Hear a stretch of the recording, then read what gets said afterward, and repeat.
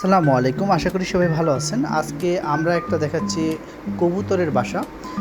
সাধারণত বাংলাদেশের সবাই বলা চলে যে এই পদ্ধতিতে কবুতরের বাসা বানিয়ে থাকে। বিশেষ করে গ্রাম অঞ্চলে এটা আরও বেশি দেখা যায়। তবে শহর অঞ্চলে আসলে অনেকে একটা রুমকে কবুতরের বাসা হিসেবে বানিয়ে নিচ্ছে এবং সেই রুমের ভিতরে যে স্ট্রাকচারটা সেটা আসলে এই ঘরের ভিতরে যে স্ট্রাকচার সেম স্ট্রাকচারে আসলে হয়ে থাকে।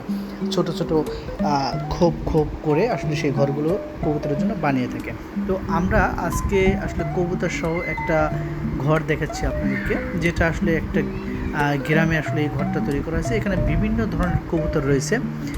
তো দেখা যাচ্ছে উপরে কিছু কবুতর আছে। আমরা এই ঘরের ভিতরের দিকে যখন দেখব তখন দেখা যাবে যে এই ঘরের মধ্যে আসলে অনেকগুলো ছোট, ছোট বাসা বানানো হয়েছে যেখানে কবুতরগুলো থাকে।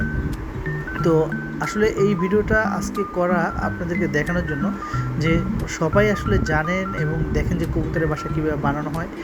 তারপরও আসলে আমরা দিলাম যে এখানেও একটা কবুতরের বাসা এবং বিভিন্ন ধরনের কবুতর আসলে এখানে রাখা হয়েছে। তো যাই হোক, আজকে পর্যন্ত ধন্যবাদ সবাইকে।